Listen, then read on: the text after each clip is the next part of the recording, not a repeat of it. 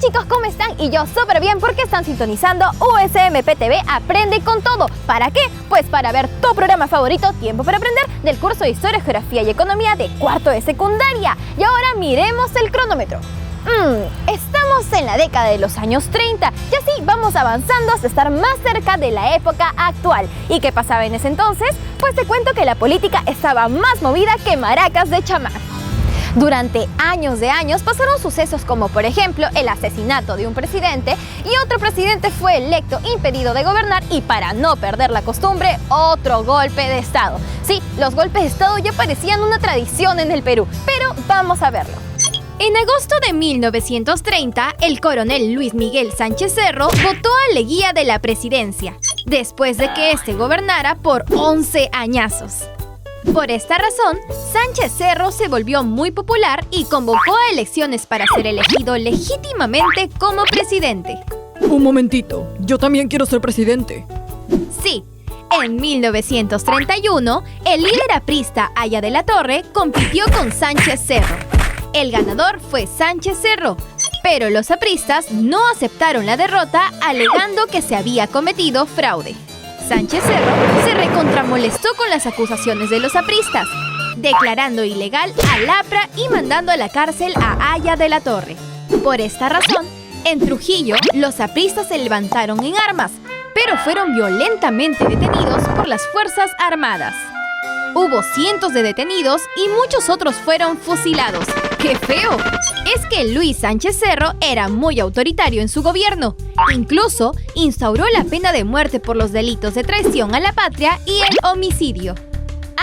Pero su gobierno duraría poco. Resulta que el 30 de abril de 1933, Abelardo Mendoza Leiva le disparó varias veces al presidente, acabando con su vida.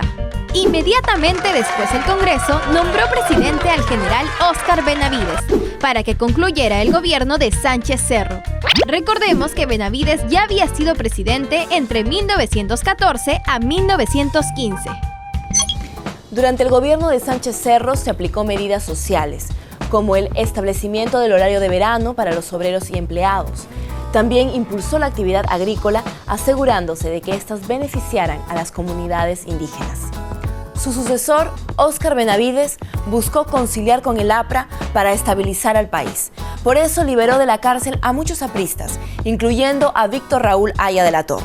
Además, reabrió la Universidad de San Marcos luego de haber estado cerrada entre 1931 y 1935. Mira, Hugo, los apristas estaban impedidos de participar en las elecciones. Como no nos dejan participar, vamos a apoyar a un candidato. Sí, los apristas apoyaron al candidato Luis Antonio Eguiguren, que resultó ser el ganador.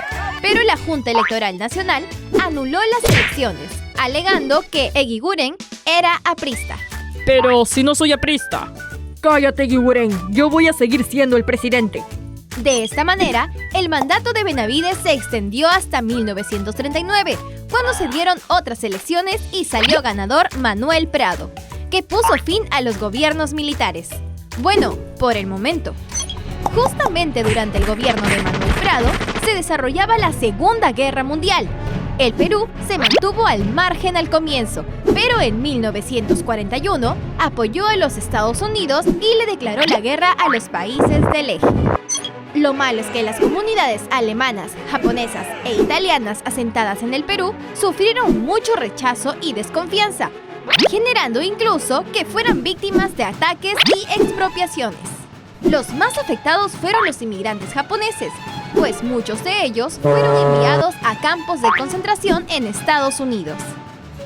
En 1941, Estados Unidos entró a la Segunda Guerra Mundial cuando Japón atacó la base de Pearl Harbor. Entonces, en Perú, los políticos dijeron, vamos a apoyar a los Estados Unidos para quedar bien con ellos. ¿Quedar bien? Bueno, Perú y Estados Unidos unieron lazos políticos, comerciales, culturales y hasta militares. Y resulta que ese mismo año también nos tocó a nosotros. Y no es que el ejército alemán nos viniera a atacar, sino que nuestro país vecino, el Ecuador, quería apoderarse de muchos de nuestros territorios. Y ahora miremos el mapa. Los ecuatorianos querían apoderarse de todo ese territorio. ¿Te imaginas? Las tropas ecuatorianas invadieron territorio peruano, pero nuestras tropas no se quedarían de brazos cruzados e irían a su encuentro. Y ahora lo que se viene, que se va a armar, no sé. En julio de 1941 se inició una guerra entre Perú y Ecuador que duraría más de 6 meses. En la batalla de Zarumilla, las tropas peruanas derrotaron a las tropas ecuatorianas. Sí, por eso, Ecuador decidió no seguir luchando y firmar un armisticio. En 1942, Perú y Ecuador firmaron el Protocolo de Paz, Amistad y Límites de Río de Janeiro. Un poquito largo, ¿no? En ese protocolo establecieron definitivamente las fronteras, o al menos eso se intentó. Lo malo es que no colocaron un hito fronterizo en el kilómetro 78, ocasionando más conflictos en el futuro. Pero volviendo al gobierno de Manuel Prado, la victoria con Ecuador le dio prestigio y estabilidad a su mandato. Pero no todo fue de color de rosas. Resulta que aumentó la inflación en el país. En junio de 1945 se dieron las elecciones presidenciales, donde salió ganador José Luis Bustamante. Por cierto, en estas elecciones, el APRA seguía impedido de presentar su candidatura. Apristas, no se preocupen, voy a legalizar su partido. En el gobierno, Bustamante se preocupó por proteger los derechos sociales de los trabajadores. Se volvió gratuita la educación secundaria, prohibió el trabajo gratuito de los campesinos en las haciendas, impulsó la industrialización, entre muchísimas cosas más. En 1947 se promulgó un decreto que declaraba la soberanía del Estado peruano sobre el mar. La medida comenzaría de la costa hasta mar adentro, en un total de 200 millas, que serían aproximadamente unos 321.869 kilómetros. El gobierno de Bustamante adoptó esta medida para evitar que naciones más poderosas se aprovecharan de la riqueza marina y petrolera de toda esa zona. Cuando Bustamante asumió la presidencia del Perú, se unió al APRA, que inmediatamente se incorporó a muchos puestos del Estado. Incluso la mitad del Congreso pertenecía al partido aprista. Interesante, ¿no? Ahora, vayamos cuando terminó la Segunda Guerra Mundial. Sí, ganaron los aliados, pero no había tiempo para celebrar nada de nada. De hecho, muchos países no tenían ni para una tortita de una fiesta, porque había mucha destrucción y desempleo. Entre los países afectados por la guerra estaba Perú. Sí, porque se produjo una increíble caída de las exportaciones. El presidente José Luis Bustamante estaba que las veía negras, porque todo empeoraba con el pasar del tiempo y no sabía cómo arreglar la terrible situación. Él sí necesitaba bañarse en ruda. Incluso, los ministros de su gobierno renunciaron en mancha y se formó otro gabinete de ministros, pero esta vez conformado de puros militares. ¡Uyuyuy! ¡Qué miedo! Imagínate que entre ellos estaba el general Manuel Odría, que al parecer tenía un plan entre manos. Voy a preguntarle, señor Odría, ¿qué piensa hacer? Voy a derrocar al presidente Bustamante y yo seré el nuevo presidente. Ups, mejor no sigo preguntando. Así que debido a la gran crisis política, el presidente Bustamante decidió declarar al país en estado de emergencia. Pero en octubre de 1948 hubo una sublevación de oficiales de la Marina, que fue aplastada por el gobierno de manera muy violenta. El gobierno de Bustamante tenía una enorme tensión con los militares, que derivó en una enorme crisis política. Los sectores más conservadores consideraban que el gobierno era incapaz de mantener el orden. Con todo este antecedente, el 27 de octubre de 1948 sucedió lo que se veía venir. El general Manuel Odría, con el apoyo de la Plana Mayor de las Fuerzas Armadas, dio un golpe de Estado y derrocó al presidente José Luis Bustamante. Ahora es tu turno. ¿Con quién compitió Luis Miguel Sánchez Cerro en las elecciones de 1931? José Luis Bustamante, Óscar Benavides, Víctor Raúl Haya de la Torre. Eso es, En 1931, el líder aprista Víctor Raúl Haya de la Torre compitió con Luis Miguel Sánchez Cerro por la presidencia. Con la victoria de Sánchez Cerro, los apristas alegaron que se había cometido un fraude. ¿Qué país inició una guerra con Perú en 1941? Colombia, Ecuador, Chile. ¡Eureka! En julio de 1941 se inició una guerra entre Perú. Después de 6 meses, ante la superioridad peruana, Ecuador decidió no seguir luchando. Por eso, ambos países firmaron el Protocolo de Paz, Amistad y Límites de Río de Janeiro en 1942. ¿Quién fue el sucesor del presidente Manuel Prado? Luis Antonio Eguiguren, Manuel Odría, José Luis Bustamante. ¡Excelente! En 1945 se dieron las elecciones presidenciales, donde salió ganador José Luis Bustamante, que gobernó los siguientes años, hasta que fue derrocado por Manuel Odría en octubre de 1948. Hoy aprendimos que el gobierno de Luis Miguel Sánchez Cerro, quien derrocó a Leguía, se volvió muy popular. Por esta razón, en 1931 convocó a elecciones para ser elegido legítimamente como presidente. El líder aprista Víctor Raúl Haya de la Torre compitió en las elecciones. Al ser derrotado, alegó que se había cometido fraude. Inmediatamente, Sánchez Cerro declaró ilegal al APRA y mandó a su líder a la cárcel.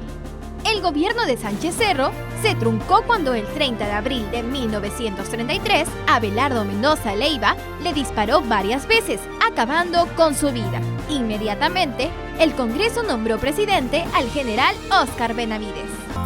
En las elecciones de 1936, los apristas apoyaron al candidato Luis Antonio Eguiguren, que fue elegido presidente, pero la Junta Electoral Nacional anuló las elecciones, alegando que Eguiguren era aprista. Por esta razón, el mandato del presidente Benavides se extendió hasta 1939.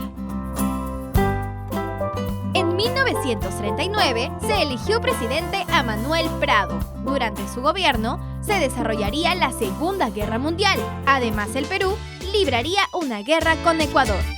Ante la superioridad peruana, Ecuador decidió no seguir luchando. En 1942, ambos países firmaron el Protocolo de Paz, Amistad y Límites de Río de Janeiro, donde se establecerían definitivamente las fronteras. En 1945, se eligió presidente a José Luis Bustamante, que volvió a darle legalidad al APRA.